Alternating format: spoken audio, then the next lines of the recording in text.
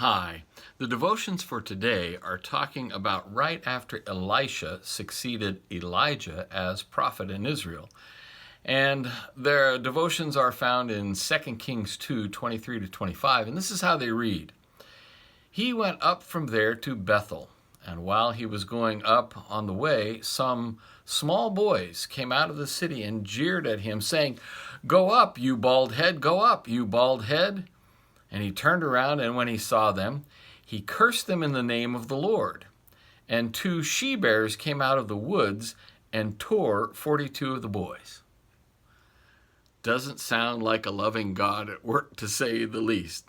Nor does it seem that there's much gospel being spoken of. Why?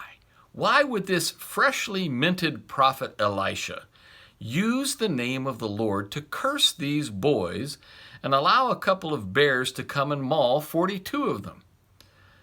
Well, I did some looking into what did it mean when they said, "Go up, you bald head." That second part, "you bald head," I kind of figured that one out on my own. But that first part confused me. And the commentary I read pointed out that Elijah had just gone up into heaven in the whirlwind. And what these boys were doing, according to this commentary, was challenging Elisha's claim to now be prophet after Elijah. They were saying, "You go up like he did and prove that you're the prophet now. And oh, by the way, you're bald and Elijah was bushy-headed." Now, if you look back at verses 7 through 12 of this chapter, we learn how Elijah was taken up into heaven in the chariot of fire and left his cloak for Elisha. And this was witnessed by at least 50 men. So these boys were taunting and trying to put Elisha to a test. It was something they wanted to see for themselves so they could be satisfied that he met their criteria for being a prophet. And that put me in mind of what happened to Jesus as he was hanging on the cross. He too was jeered at and challenged. The priests and the people together taunted Jesus and said for him to come down from the cross and prove he was the Messiah.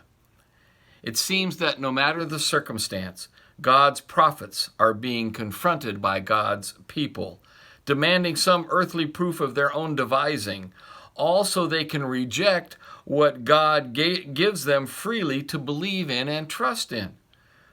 Now, as to the bears mauling these boys, I take that as divine correction for unbelief. And that's just a small reprimand, really. We know that those who reject Jesus' authority will suffer so much greater than this.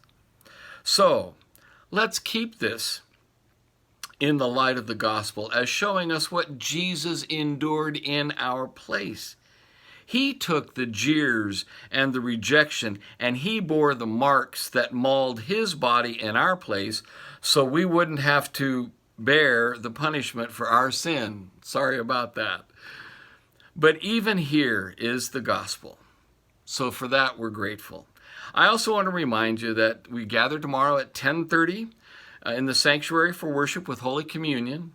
And tomorrow, September 6th at 10:30. Adult Sunday School is at 9:45 in the fellowship hall. Remember to wear your mask or use one of our extras if you forget. God's blessings to you today as we together trust in our prophet, priest, and king, Jesus. In his name, goodbye.